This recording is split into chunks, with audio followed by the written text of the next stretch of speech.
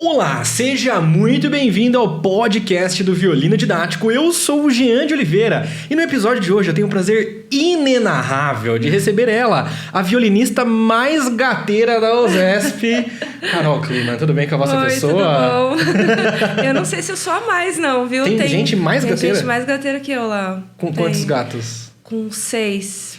Caramba, ok. 6 gatos. A gente tem uma professora que trabalha com a gente aqui no Violino Didático que ela tem 16 gatos. Nossa Senhora. Não cheguei lá ainda. Um abraço, professora Dani Salina. Como foi a viagem até Cotia, professora? Tranquila, vim descansando no carro, tirei um cochilo. Foi uma super viagem, horas e horas de trânsito. Para quem não a conhece ainda, conta pra galera qual é a sua ocupação com violino, com música hoje em dia. Eu sou violinista da USESP desde 2000 e... agora pegou. 2007, talvez? Ok. E eu tenho um duo com a Malu Cameron, chamado Duo Divas. Que nome interessante. Isso, o nome é bem impactante. Uhum. E é basicamente isso. Não dou aulas, não dou aulas, eu me ocupo mais da USESP e com o duo. Que já é trabalho bastante. Muito bem, lembrando que esse podcast Violino Didático, tem episódios novos toda segunda, quarta e sexta, às 10 horas e 43 minutos. Se você quiser ter acesso antecipado aos episódios, considere ser membro. Tem um link aqui embaixo onde você pode se tornar membro do canal e ter acesso antecipado aos episódios. Professora, aliás, Carol, porque...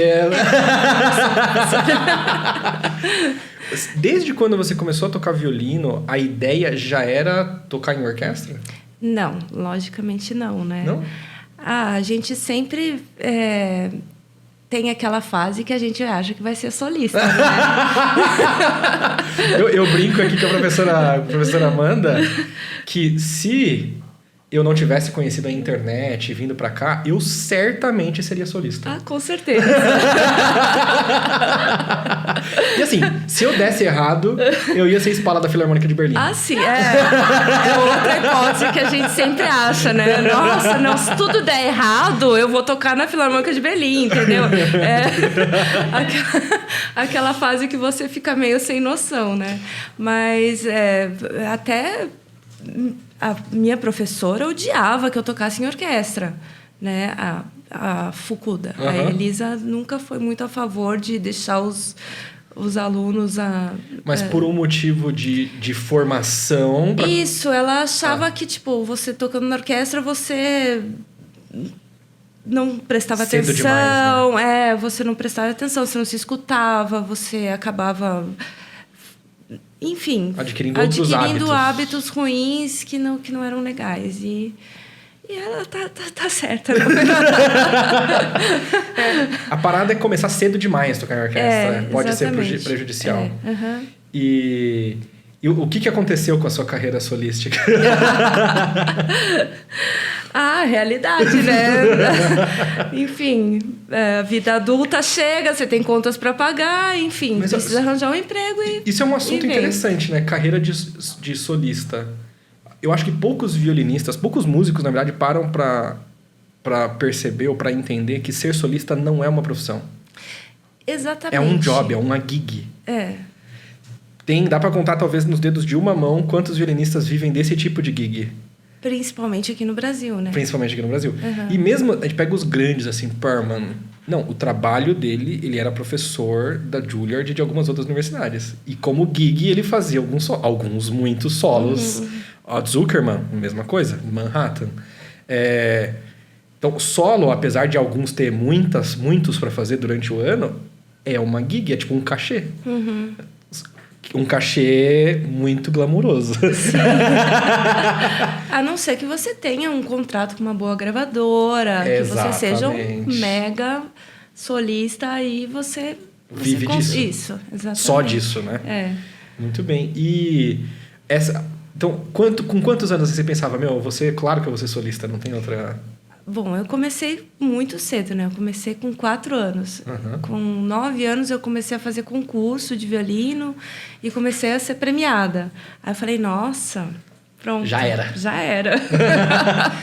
Como que uma criança de 4 anos começa a tocar violino? Então,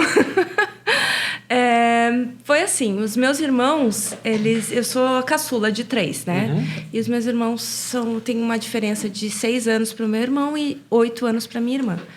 E eles estudavam música sempre, e minha mãe resolveu botar eles para estudar violino, isso lá em Curitiba, né? E estava muito forte o método Suzuki lá, né? E começou uma escola grande de método Suzuki lá em Curitiba, e minha mãe colocou os meus irmãos. Eu, como caçula, ela levava meus irmãos, né?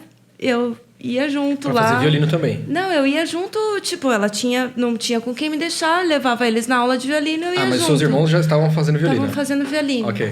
E aí eu quis porque quis. Porque eu queria fazer igual os meus irmãos. Você sabe que para um professor Suzuki, você foi o melhor tipo de aluna. Imagino que sim, porque pegou...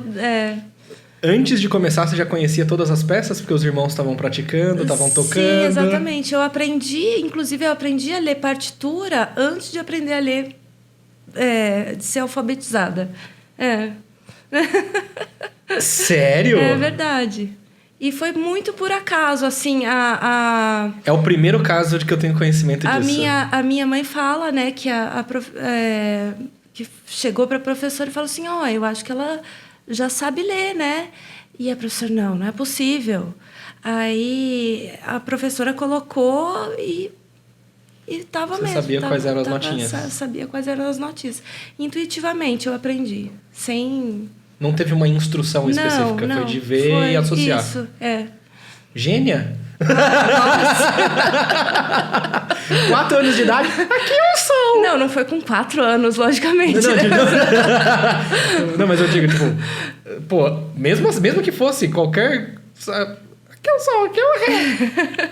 Imagina o susto da professora. Então, foi... Eu não lembro, logicamente, a história que minha mãe conta. Então, se é verdade ou não, é da minha mãe, entendeu? Mas de onde... Bom, você viu seus irmãos indo tocar, mas como que chegou esse papo de violino com seus irmãos, por exemplo?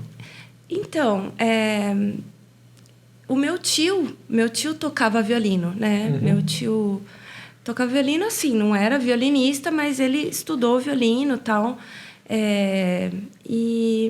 Bom, minha mãe também estudou piano e tal, e ela sempre gostou muito de música. E como eu falei, teve esse boom da escola Suzuki lá, que tipo, ficou meio que na modinha, né? Uhum. Tipo, vamos lá, estudar violino. E olha que doido isso. Que ano mais ou menos que era isso? Deixa eu ver, 80... Quando eu comecei, Quando você começou?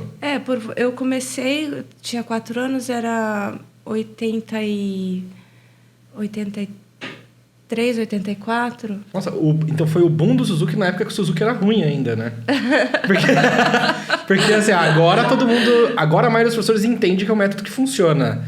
Se é melhor ou pior é os 500, mas é um método que funciona. Mas na época, o pessoal só tacava pedra. Quem era assim já do meio de orquestra e tocava e tal. Não, mas assim, eu acho que é um bom método para você iniciar. Uhum. Eu tive muitos problemas por causa do Suzuki depois para colocar as coisas no lugar. Tipo o quê? Vários vícios de técnica, né? Porque o que os professores, pelo menos na época... E os professores que você teve acesso? Isso. Era mais tipo assim, vamos tocar, entendeu? Então, aprende aqui e a técnica de violino mesmo não era muito boa. Ok, então...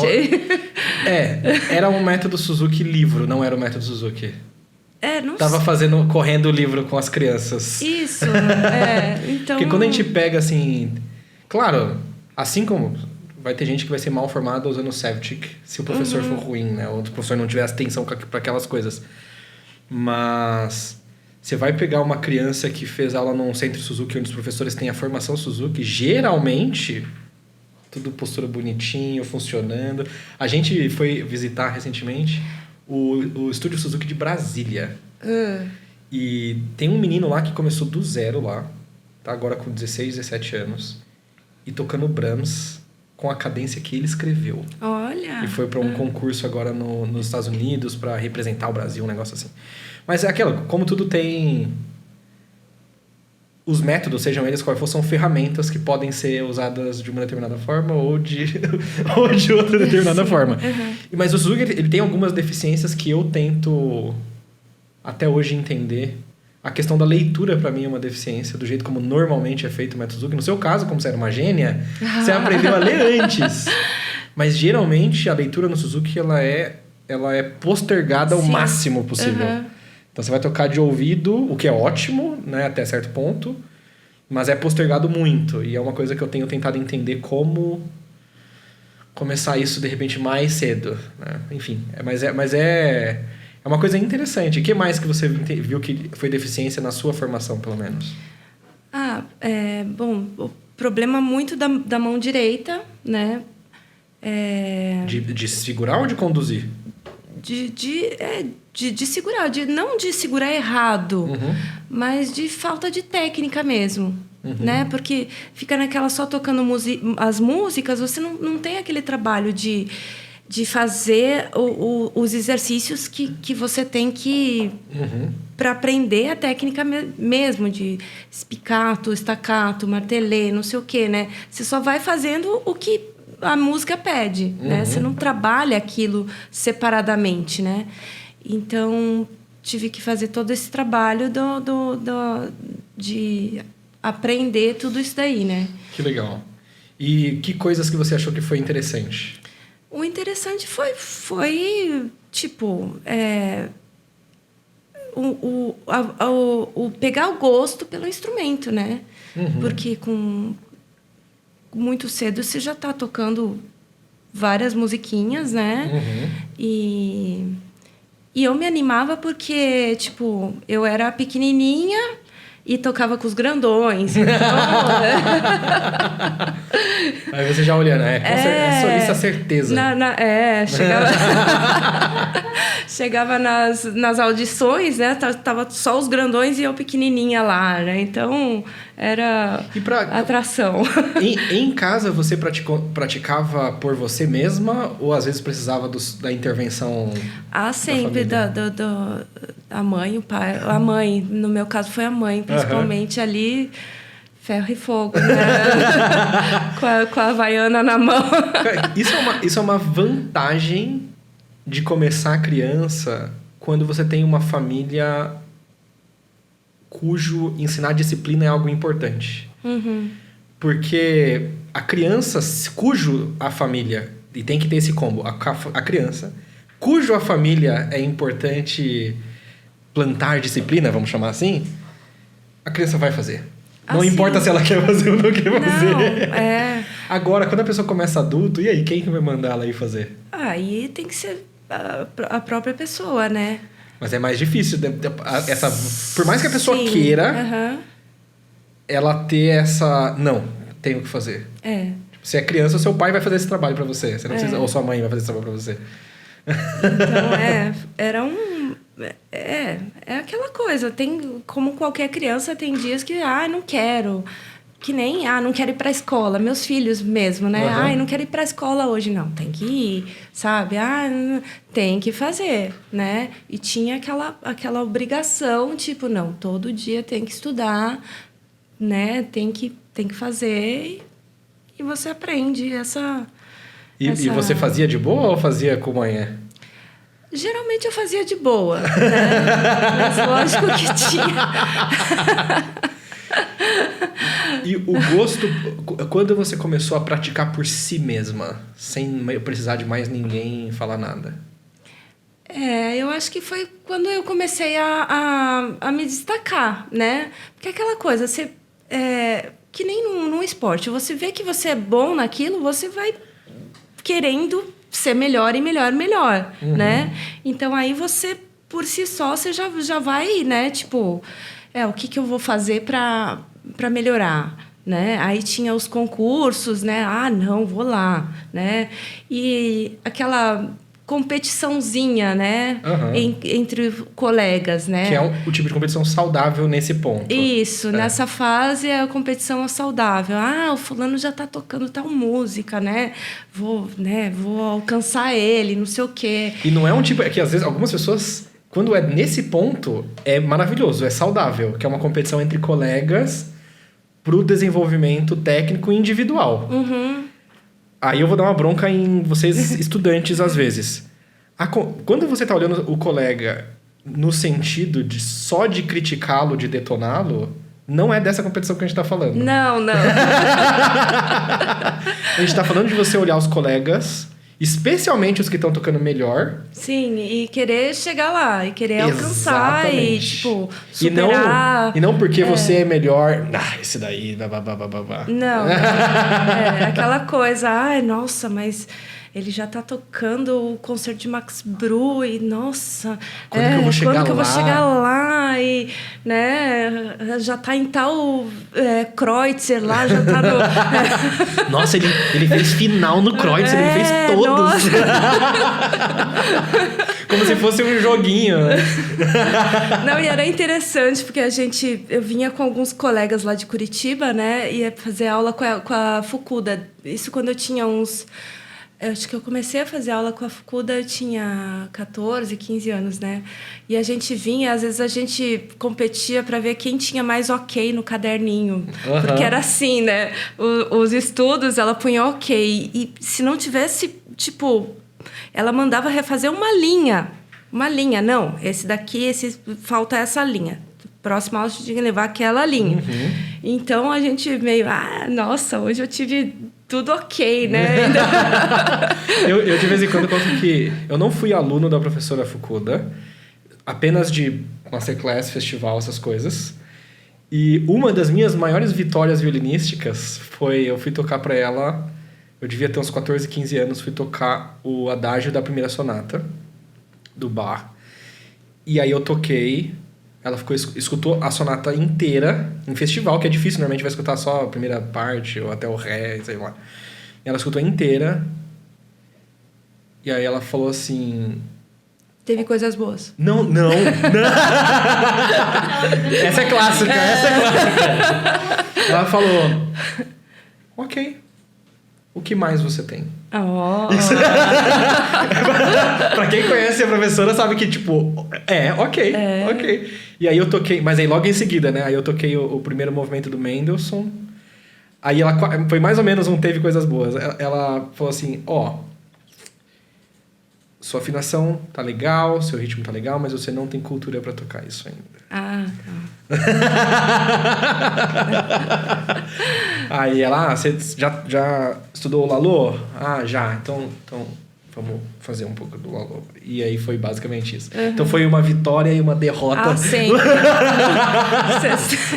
Logo em sequência. Mas isso é duro, mas...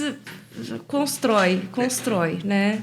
Eu consegui um elogio da Elisa uma vez. Qual elogio? Uma vez que eu toquei o concerto de Brahms, né, com a experimental, e ela falou assim: olha, esse concerto combina com você. Não, aí você já sabe, né? Fazer um quadro, esse concerto combina comigo. Ai, nossa. Que doido, né? Que doido. Bom, é o jeito de alguns professores. Eu já sou um professor que... Eu elogio bastante os meus alunos. Só se for verdade. Porque tem um professor que mente também. Então, mas ela não elogiava, mas ela elogiava do jeito dela. Quando ela falava teve coisas boas, a gente já sabia que esse era o elogio dela. Pronto, ela não ia lá ficar babando em você, tipo... Nossa, você detonou, foi maravilhoso. Não, ela colocava a gente no lugar, entendeu? E eu acho que foi positivo isso. Foi muito didático. Esse concurso que você fez com 9 anos, que concurso que era? O de Piracicaba. Ok. E aí você ganhou esse concurso? Não, eu ganhei menção honrosa. Não sabia nem o que era isso, né? Eu achava que eu ia ganhar uma rosa lá, entendeu? Menção honrosa! Não tinha a menor ideia do que era. Mas foi o primeiro concurso que eu participei. Foi esse de Piracicaba. E aí, depois eu fui acho que foi o primeiro concurso Paulo Bozizio, no Rio de Janeiro. E aí, esse eu ganhei. Eu tirei primeiro lugar no primeira fase, né? E que idade você tinha nesse? 9 anos também. 9 também? No mesmo ano? No mesmo ano. Como é para uma criança de 9 anos ter esse tipo de reconhecimento? Então, você acha que vai ser solista, né? Você fala, nossa, sou um prodígio. De certa forma, você foi solista em várias oportunidades. Em várias oportunidades, sim. Então, não tá de todo errado.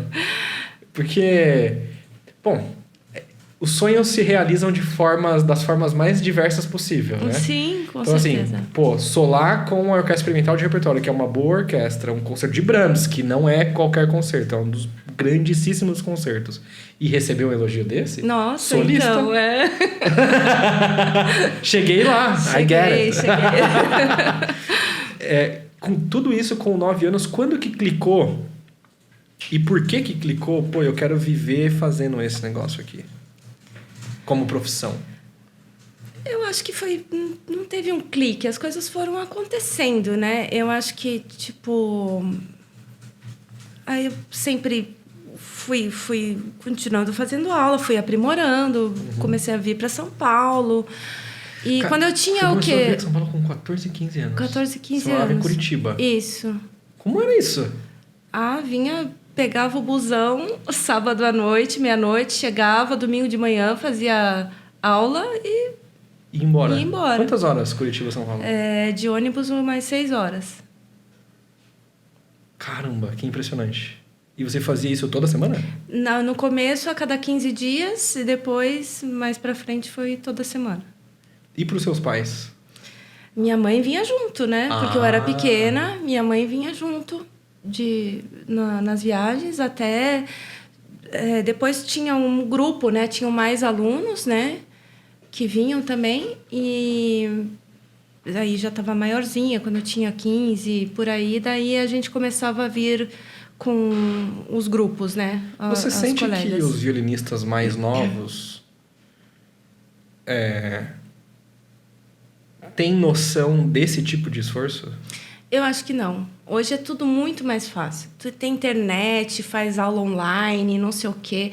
Antigamente, para você conseguir uma gravação de um concerto, você tinha que, né, pedir para o professor, ou então tinha que comprar CD. E num sebo, caçar.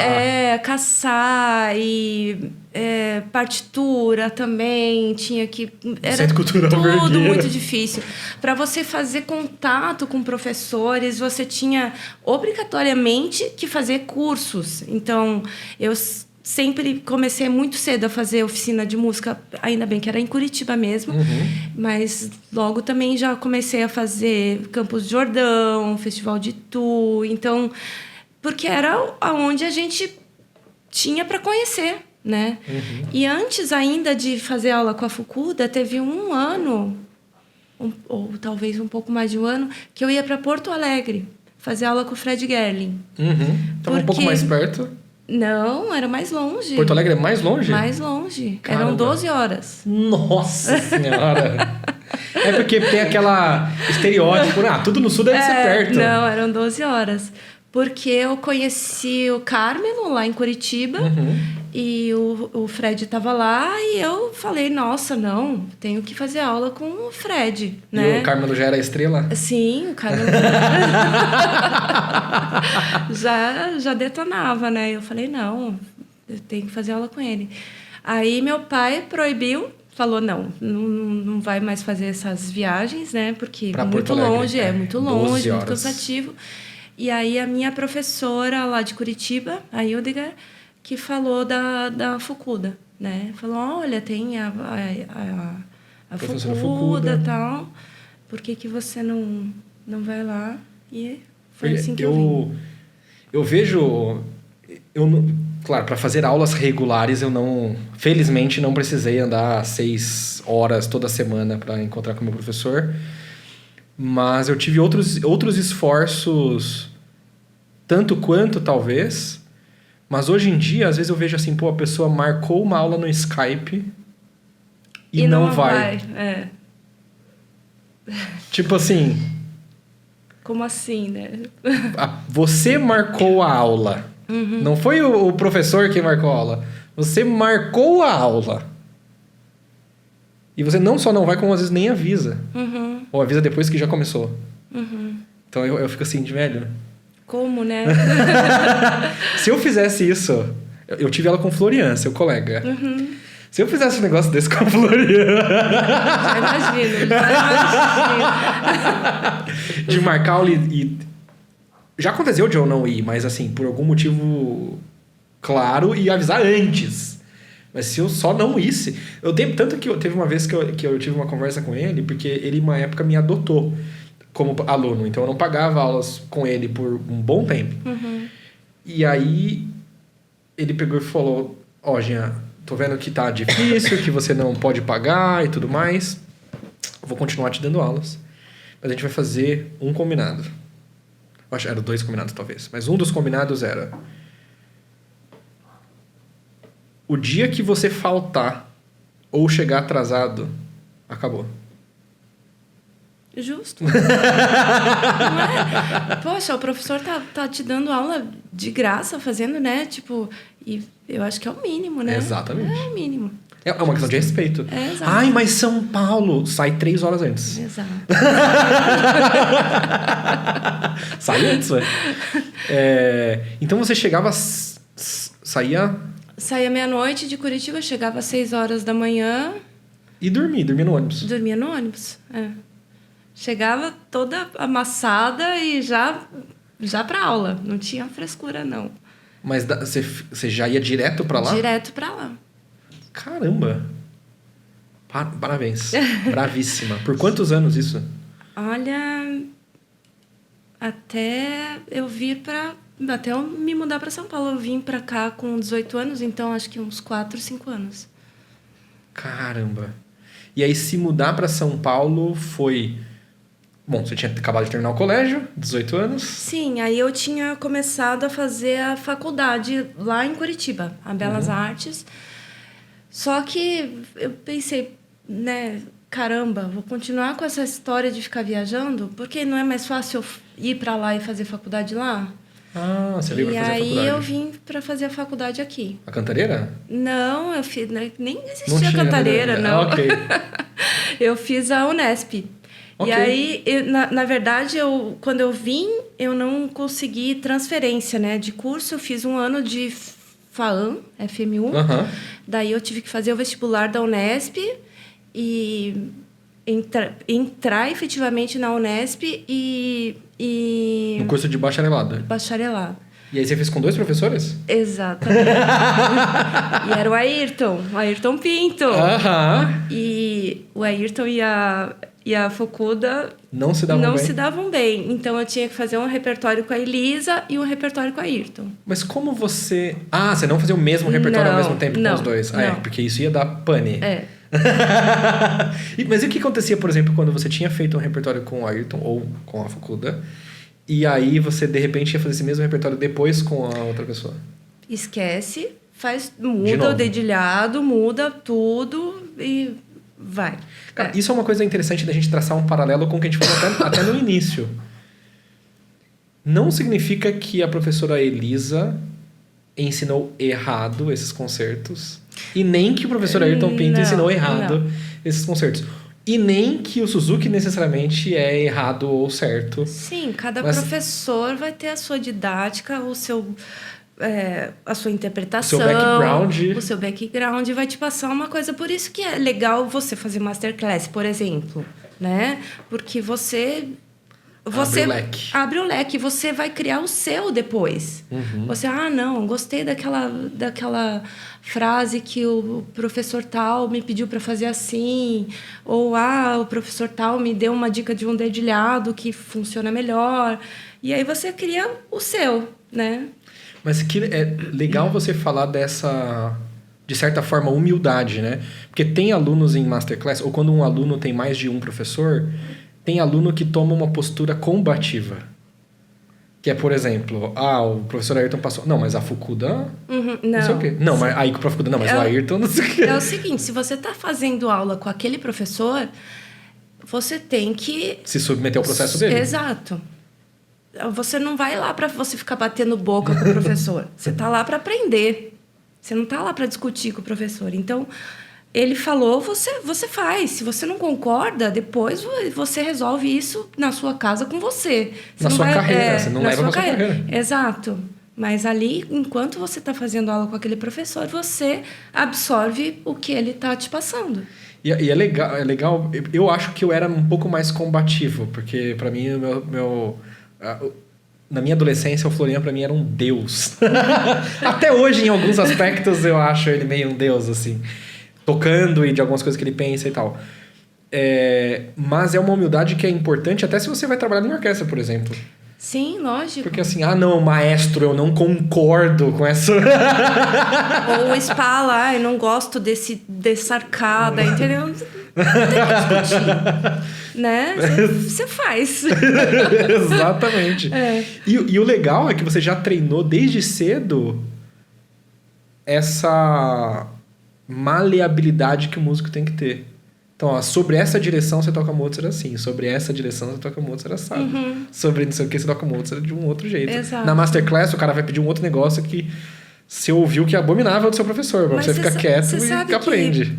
Isso foi muito interessante, eu apliquei isso quando eu fiz o concurso para a USESP. Eu passei um ano estudando em Berlim, né? Só? Só. Eu queria ter ficado muito mais.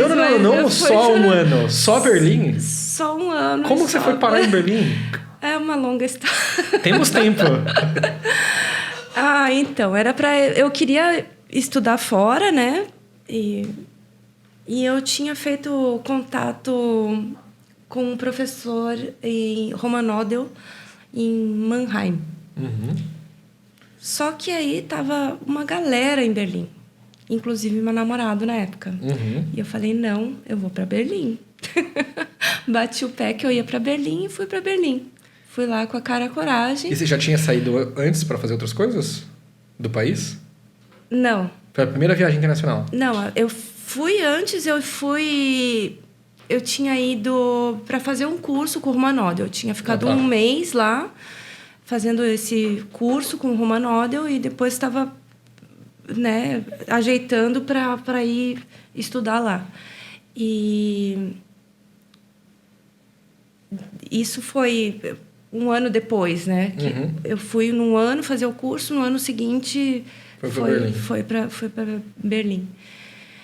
E eu teimei que ia para Berlim e fui com a cara e a coragem lá.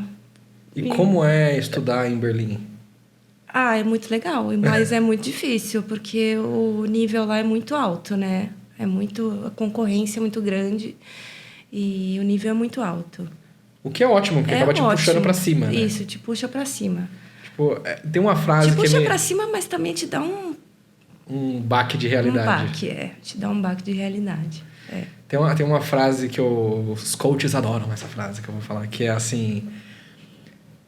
É melhor ser o pior da mesa do que o melhor da mesa. Porque se você tá numa mesa onde você é o melhor, você tá aprendendo com quem?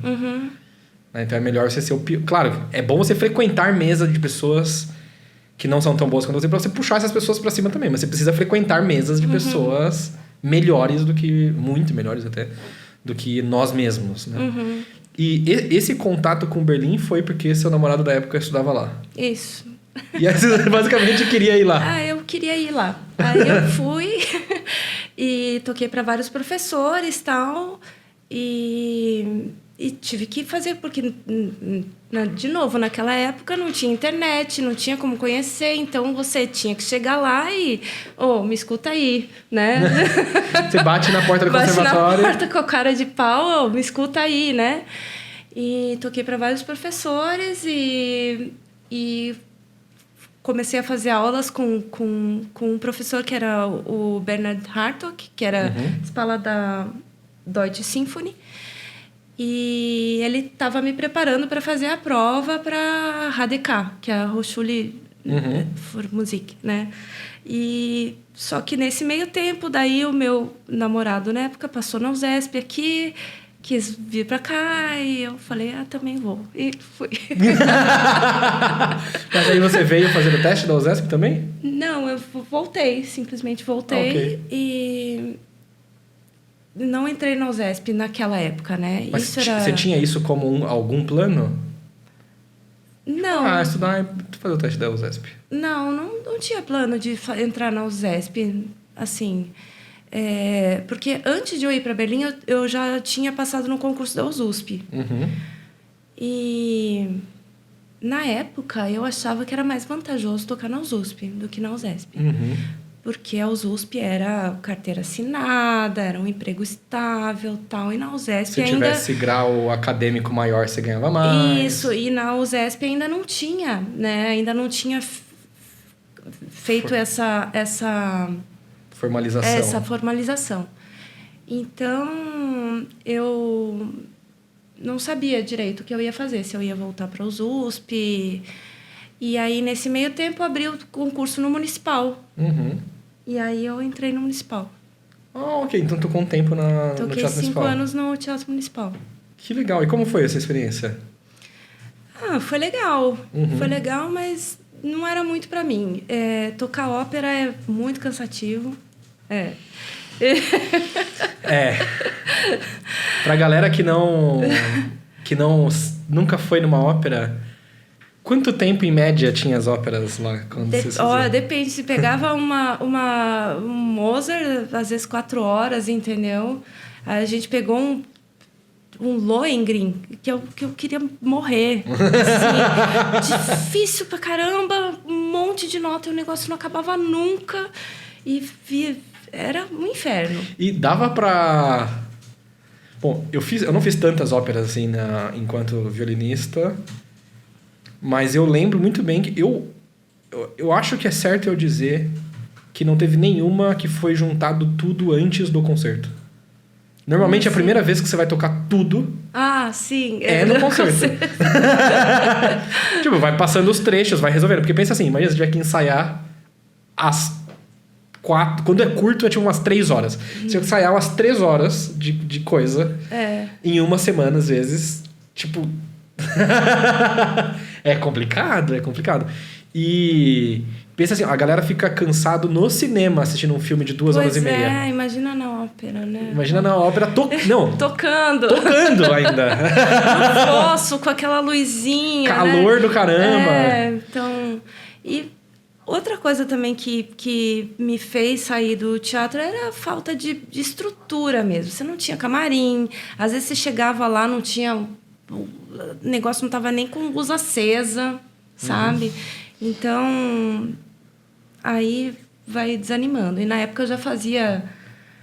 eu fazia cachê na USESP desde a época que eu tocava na Experimental já, né? Então...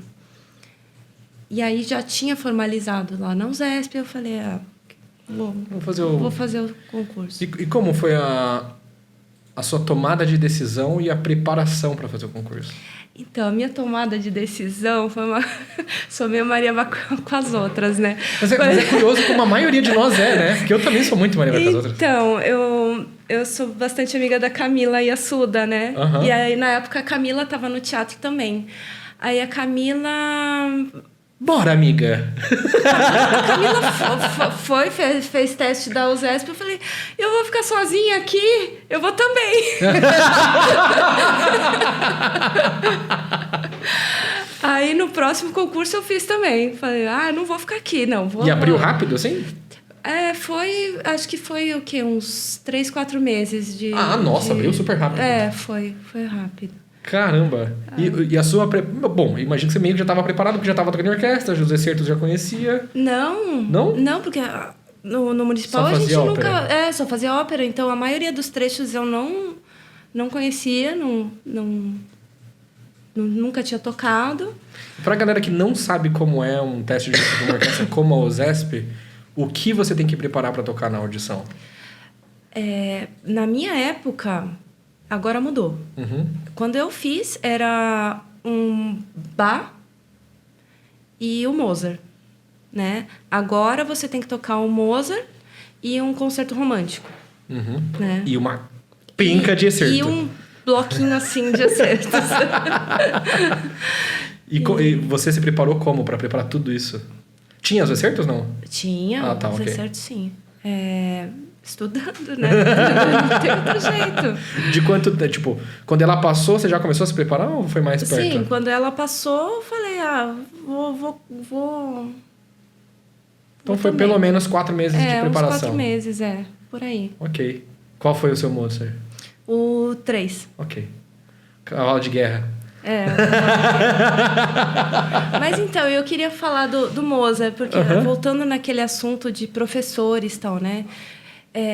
Eu tinha estudado Mozart lá em Berlim e na época estava começando aquele negócio da edição, urtext, não sei o quê. Tem que tocar o texto original. Exato. Então, cheguei lá, o professor falou, não, tudo errado, não é assim, muda a frase, muda aqui, muda tudo, mudou tudo. E me explicou, não, o pontinho é tal, a articulação, se tem a cunha é tal, a ligatura sim. E, enfim, tive que reaprender o Mozart. Aí eu estava estudando para o concurso da USESP e resolvi tocar para alguns colegas para treinar e para ouvir opinião e tal. Toquei para o Davi Graton, né? E ele ouviu o Mozart e eu falei assim, já sei. Ele foi aluno de uma pessoa, então ele tem uma... ele foi aluno da Fukuda também, né? E eu falei, já sei. Aí eu falei assim para ele, é melhor eu tocar o Mozart da Fukuda, né? Ele Então eu falei, então vamos tocar Mozart da Fukuda. Esquece tudo que aprendeu na Alemanha, volta pro Mozart da Fukuda. Por quê? Porque é o que eles querem ouvir na prova. Não adianta você chegar numa prova de orquestra e querer, sabe? Você tem que... você está fazendo um concurso para um lugar, né? Então, você tem que ser aceito para aquilo. Você tem que se encaixar naquilo. Não é o melhor Mozart do mundo segundo a sua concepção. Segundo a concepção desse lugar. Exato. Né? Então, não é que um é ruim, o outro é errado. É o que a banca espera ouvir de você, né? Então, isso eu achei muito interessante e importante também. Você tocou para mais colegas? Não, só para o Graton e para Camila também. Ok. Pô, que interessante. Isso é uma coisa que eu demorei muito tempo para entender. De que não é só tocar bem. Não é só tocar bem, não é só tocar afinado, não é só tocar no ritmo. É tocar da forma... Claro, você tem um parâmetro de estilo geral, que é mais ou menos daquele jeito que você toca. Mas dentro disso você tem como aquela pessoa que vai te ouvir entende aquele estilo. Exato. Mas isso em Berlim é muito... Porque, imagina, uma prova na Filarmônica. Tem 20 caras tocando pra caralho. Eles vão escolher quem? Quem já está mais adequado com como a orquestra toca. Exato. E às vezes eles escolhem justamente isso. Não, gostei mais do som do fulano porque ele se encaixa mais aqui, né? Porque tá todo mundo no mesmo nível. O que vai diferenciar ali, né? Então... Ou tá num nível tão alto que que elemento você vai usar para falar que tá mais alto do que o outro? Então, se você escolher uma coisa, talvez não seja melhor. Mas se você escolher outra coisa, vai ter um outro que vai ser melhor. Então, é difícil essa escolha. É difícil, né? E aí você fez o teste da orquestra e já tinha probatório? Tinha. Como foi o seu probatório? Foi tranquilo. Só continuar fazendo o trabalho? Na verdade, me colocaram em algumas situações, assim, eu cheguei primeiro mês, logo no começo, acho que 3 primeiros meses, uma violinista estava escalada para fazer a música de câmara lá, era um quinteto de Prokofiev. Ok. E ela não pôde fazer, vai você. Fui. Mas com quanta antecedência? Isso aí. Tipo, no dia? Não no dia, né? Mas, tipo... Tava ali. E era meu probatório. E aí chegou na música de câmara, quem tava assistindo, o Nestlin, né? Lógico que ele ia assistir, né? Então, Saiu. Bom, você tá aqui até hoje. E como é? Faz quantos anos? 2007, né? Não, 2017. 2017? Não, peraí. Eu tô há 16 anos... Eu sou ruim de data. Então é 2007. 2007, 16 anos. 16 anos. Como é a experiência de tocar durante 16 anos numa orquestra no nível da USESP? Então, vai ficando mais fácil. Eu imagino. Vai ficando mais fácil porque no começo era aterrorizante, né? Porque você ficava naquela neura de estudar e de preocupada sempre com o que os colegas estão pensando, o que o maestro vai pensar, enfim. E agora tá tudo mais orgânico, né? A maioria do repertório, muita coisa você já tocou, então fica muito mais fácil. A Svetlana comentou sobre isso, que assim, às vezes quando você chega na orquestra muito jovem, parte dessa pressão é porque a maior parte do repertório você nunca fez. Exato. Você tá tendo que levantar tudo isso. Aí você tem que estudar que nem um cavalo, né? Tipo... E hoje em dia tem coisas que, tipo, você já tocou, você só relembra, né? Então é muito mais fácil, né? E os colegas, você também já sabe o que pensam de você, ou você não... Você já não se importa mais também. Não se importa mais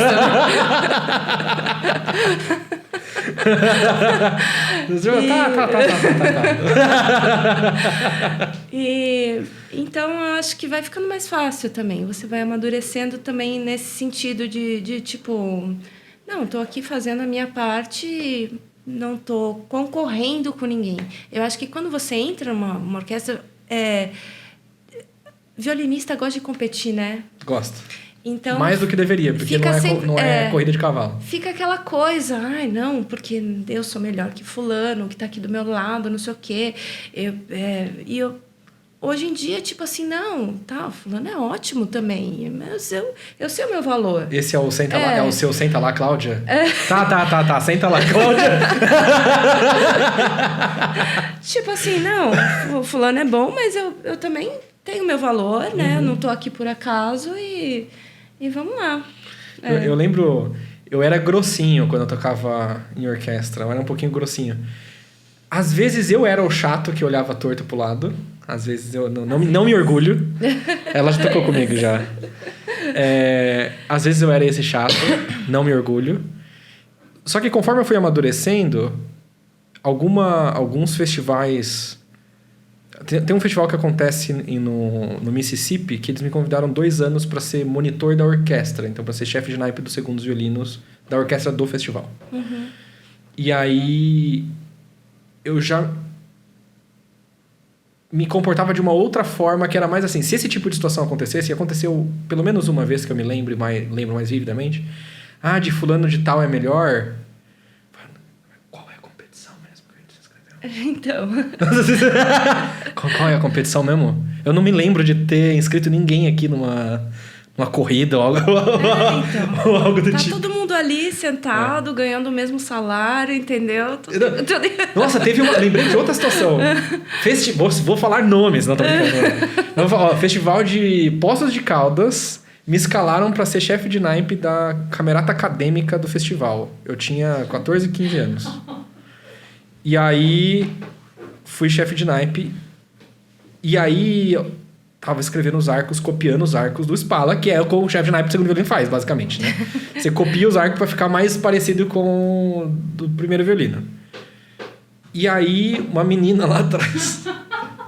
A amiga dela, que é da equipe, inclusive. É dos 15 alunos. Oi? É a mesma pessoa dos 15 alunos. É a mesma pessoa que fala que a gente tem 15 alunos. Quem assiste o podcast sabe quem é. Não sabe quem é. Não, que é a mesma pessoa. Que é a mesma pessoa. Pegou e falou, porque cochichando assim, esses arcos, não sei o quê. Que não concordava com os arcos que estavam sendo marcados. Eu só peguei e levantei. Quer sentar aqui? Você quer sentar aqui? Eu não me importo de sentar aqui. Ninguém tá me pagando nada pra eu estar aqui. Você pode sentar aqui. Aí ela... Não. Faz aí, não sei o quê. Então tá bom. Cala a boca, Cláudia. Senta lá, então. Então senta lá. É o meme do senta lá, Cláudia. Exatamente. Vai lá. Vai concordar com o arco. Você não tem que concordar com o arco. Você faz. A não ser que é você que vai solar, você faz o arco. Até porque quem faz os arcos é o Spala, né? Exato, eu só tava não, copiando. Mas faz parte do violinista praticar os arcos do Spala sempre. Faz parte. É uma. A adolescente, nossa adolescente, que ela chama de evento canônico. É um evento canônico. Todo violinista tem que reclamar de arco do Spala. Sim, lógico. Senão não tem graça. Se não ensaio, fica parado. Mas entendeu? aprenda, reclame pelas costas, de um jeito que ele não escute, pelo menos. Se não ensaio, fica parado, fica chato. Você tem que, né? Tem que ter alguma coisa ali pra você conversar com o colega, né? Ou você põe a voluta na frente, assim, né? Pô.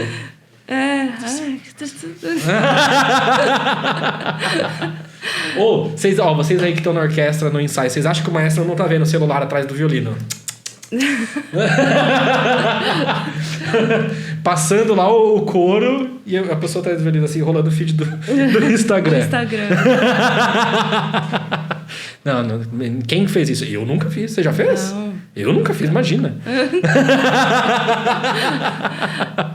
E hoje, que tipo de programa que você gosta de fazer lá na sala? Na orquestra? Eu gosto dos clássicos. Não gosto de música contemporânea. Eu gosto dos Brahms, eu gosto do Beethoven. Beethoven nem tanto que teve o ano lá, já deu, né? Já chega de Beethoven. Tem que ter Beethoven todo ano. Todo trimestre tem que ter uma sinfonia de Beethoven. Mas eu gosto das sinfonias. Prokofiev, Shostakovich, as sinfonias. E lógico, quando vem os solistas bons também, é sempre super... Uma aula só de estar perto. Exato. Agora, a única coisa que eu não gosto mesmo é a música contemporânea. Que é chato de ler, né? É muito chato de entender. E pra mim, tem coisa que não faz o menor sentido. Eu me sinto tipo, o que eu tô fazendo? Eu fico me perguntando se tem gente que... Então, tem coisa que soa bem. Tem. Mas algumas coisas eu fico assim, será que realmente tem gente que gosta ou finge que gosta porque se parece mais inteligente? Eu não sei. Eu acho, pra mim, muita coisa não faz sentido. Não faz o menor sentido. É tipo... É o paradoxo... Não tô falando que é o caso dessas peças, tá? Não fiquem bravos comigo, os compositores. Mas é um paradoxo que tem na arte que às vezes eu me pego pensando nisso. Algumas coisas, se estiverem no lugar certo, não importa o que seja, é arte. Entendeu? Se eu tô lá no MAN, por exemplo, que é um lugar de arte, e tem um vaso quebrado no canto da sala, se tiver uma plaquinha do lado, as pessoas vão parar e vão tirar foto, porque aquilo é arte. Então, assim... E aí eu ouvi uma explicação de alguém uma vez. Uma vez eu fui numa exposição na Oca, e aí tinha... um vaso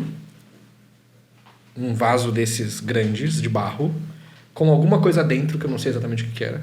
E a pessoa empurra e quebra o vaso. Aí faz um quadrado em volta do vaso. E isso é arte. Não vou discutir se é ou não é, mas eu fico assim... Eu não entendo. Então, talvez eu seja burro demais pra entender. Pode ser, não vou eliminar essa hipótese. Tem algumas coisas que tem uma explicação lá que você tem que ler pra entender e tipo, não, porque ele quis mas aí, falar isso. Aí você olha assim e você fala, tá. Mas você precisa de muita explicação. Será que não perde um pouco do papel? Eu acho que perde. Pra mim, perde. Eu não... Tipo, que explicação uma sinfonia de Mozart precisa? É bonito, pronto. Ou me causa um sentimento XY. Que não é um sentimento de... Really? Sabe? E agora uma pergunta, uma provocação. Por que violino e não qualquer outra coisa? Porque foi o que tinha lá na minha frente. Eu era pequena, meus irmãos tocavam violino, eu quis violino. Pronto. Será? Muita gente cresce e tem lá, sei lá, bola e não vai jogar bola. Por que violino? Não sei explicar por quê. O que você sente quando você tá tocando e gosta do que você tá tocando? Peraí, eu não entendi a pergunta. O quê? O que você sente quando você tá tocando violino e gosta do que você tá tocando? Não sei, nunca parei pra pensar o que eu simplesmente eu gosto do que eu tô fazendo. Eu não parei pra pensar assim, o que eu racionalizar, não. Porque, bom, você começou cedo, mas mesmo assim, as pessoas às vezes têm uma falsa equivalência de que quem começa cedo vai tocar. A maioria das pessoas começa cedo e a maioria das pessoas não toca. Então, assim, mesmo entre quem começa cedo, não é a maioria que vai tocar, profissionalmente, pelo menos. Por que você foi? Então, eu fui porque falaram que era boa e eu acreditei, entendeu? Já viu aquela piada do professor falando pro aluninho assim, olha, se você não se comportar na aula, eu vou falar pra sua mãe que você tem talento. Nunca escutei. Você nunca ouviu essa? Nunca escutei. É uma tirinha, né? Se você não se comportar na aula, eu vou falar pra sua mãe que você é talentoso. E aí é aquela coisa, você começa a fazer uma coisa bem, você começa a se empolgar e quer fazer melhor ainda, e vai, e quando você vê, você tá... Pra mim foi assim, foi tipo, quando eu vi já tava tocando por aí, e trabalhando, e tocando em orquestra, e tocando em casamento, ganhando dinheiro. Tocar em casamento é clássico. É um evento canônico também. Quem nunca? Por favor. Então, não teve um clique assim que falei, não, agora eu vou ser violinista, entendeu? Foi acontecendo, Cara, olha a importância do ambiente, né? Porque se não tivesse no ambiente certo e não tivesse sido nutrida da forma razoavelmente correta, digo, de se sentir empoderada nesse sentido, eu tô fazendo um negócio bem, se eu vou fazer bem, eu vou continuar fazendo, porque eu vou parar de fazer um negócio que eu tô começando a fazer bem. E ir continuando. Porque se você tivesse talvez num ambiente onde ninguém tivesse nem aí... Sim, com certeza, né? Por isso que é importante você prestar atenção nas crianças, né? nos seus filhos, sei lá, e ver o que incentivar, né? Incentivar aquilo que eles gostam de fazer, aquilo que você vê que eles têm facilidade, aquilo que eles se identificam, e incentivar. E além de tocar violino, você é mãe também. Sou. E no momento que nós estamos gravando esse episódio, está chegando o Dia das Mães. É no domingo que vem, no momento que a gente está gravando. Não sei que dia vai ao ar ainda. O que mudou na sua vida... Primeiro, na sua vida em geral, ser mãe e como violinista? Foi um evento canônico. Eu acho que, assim, mudou o foco, né? Muda o foco. Então, você deixa de... Não é que você deixa, você passa a dar importância para outras coisas, né? Quais eram as coisas importantes antes? Violino, só. O mundo é violino. O mundo é violino, estudar violino e vamos tocar violino. Depois você vira mãe, você acaba tendo que tirar licença maternidade, e de repente você está lá 4 meses sem encostar a mão no violino porque não dá tempo, porque você tem que dar de mamar, porque você não dorme à noite, porque você tem que viver em função do nenê, né? E então muda muito o foco, né? E dá um outro sentido, assim, para a vida, eu acho, né? Você começa a olhar, tudo bem, Evelina, é importante, mas não é minha vida. Meus filhos são minha vida, né? Que bonito. Então, eu acho que é isso. Cara, isso... No violino, a gente é muito bitolado como violinista. Sim, e você acha que, tipo... O mundo é aquilo. O mundo é aquilo, né? Que o mundo vai acabar se você errar uma nota, se você não for chamado para fazer tal concerto, se você... E, não, na verdade, não muda nada, né? Ou, porque... um drama, né, que sempre para música de orquestra, porque eu tô na última estante, eu queria sentar lá na segunda estante, não sei o quê. Hoje em dia, tipo, tanto faz, entendeu? Tô aqui fazendo meu trabalho, minha vida não é isso aqui. Esse é o meu trabalho. É o meu trabalho, Cara, é doido quando cai essa ficha, né? Uhum. Pra mim, eu não sou pai... Eu tenho uma adolescente agora, mas eu não sou pai dela, infelizmente. Mas essa ficha caiu pra mim quando eu comecei a reparar o seguinte. Pra mim é tão importante tocar, seja lá onde eu estivesse tocando. Pro público que tá assistindo, eles não sabem nem o meu nome. Uhum. E se eu acontecesse de eu morrer uma semana antes do concerto, não ia faltar nenhum violino. Eles iam colocar alguém lá e tanto faz. Uhum. Ia ter alguns colegas que iam ficar tristes por um mês. E tá tudo certo, a vida que segue. E será? Exatamente, será. Talvez teriam colegas que ficariam chateados por um mês. E não é nem chateados porque eu me fui. Chateados com a própria mortalidade. Porque alguém próximo a você falecer, você fica um pouco chateado pela falta da pessoa, mas é mais por contemplar a sua própria mortalidade. Porque às vezes, ele era da mesma idade que eu. Poderia ser com qualquer pessoa. Então não é nem o fato da pessoa ter ido. É verdade. É o fato de você contemplar a sua própria mortalidade. E aí eu comecei a fazer esse tipo de coisa. Isso daqui não é a minha vida. A minha vida é o tempo que eu passo com os meus amigos, é as risadas que eu dou no intervalo da orquestra. Isso é a minha vida. Não o trabalho faz parte da... Sim, lógico. Mas não é a... E isso que você falou é muito legal. Basicamente, te dá uma noção mais profunda de que aquilo não é a vida é isso daqui. E além de ser mãe e violinista, quais são as outras coisas que ninguém sabe? De hobbies. De hobbies? Eu não sei se eu tenho hobbies. Esporte, tipo de leitura, tipo de filme. Ultimamente é Netflix mesmo. Qual é a última... O que tá escrito lá no continuar assistindo da sua Netflix? Agora é o Killing Eve. Killing Eve. É sobre matar a Eve. O que a Eve fez? Isso, não, é uma obsessão de uma agente lá do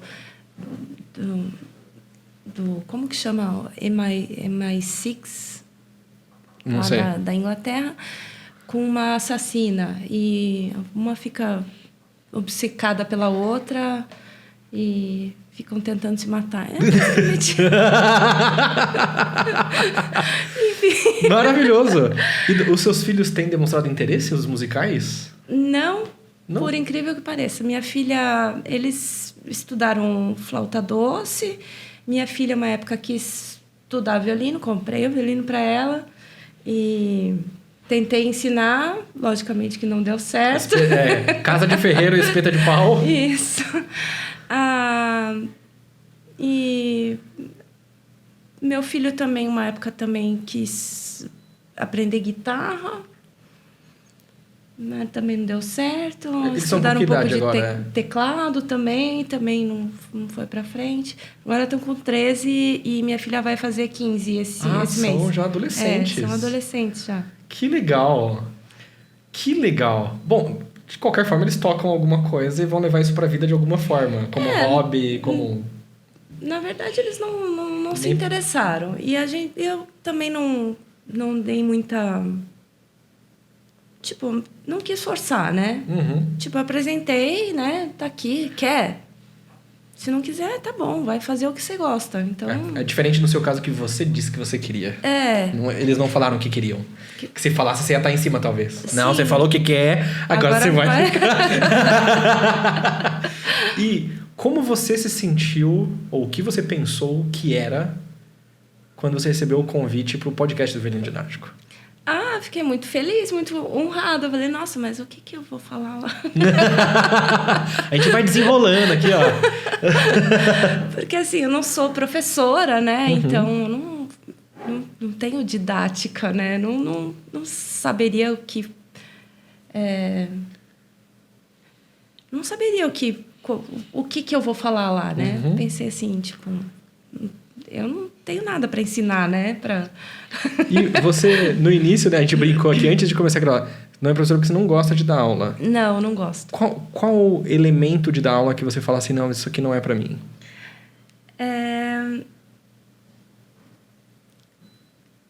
Eu não sei. Eu acho que, tipo assim, muita coisa eu não lembro como que eu aprendi. Então, como é que eu vou ensinar? Eu não lembro como que eu aprendi, né? E essa coisa de corrigir o outro e... Não sei, não é para mim. Eu nunca tive muita vontade de dar aula. Nunca me interessei por dar aula. Acho que eu tive um aluno. Durante toda a carreira? Durante toda a carreira. Caramba, você saiu praticamente ilesa. Que normalmente é uma das coisas que violinistas vão fazer, independente de gostar ou não, por sobrevivência, às vezes, né?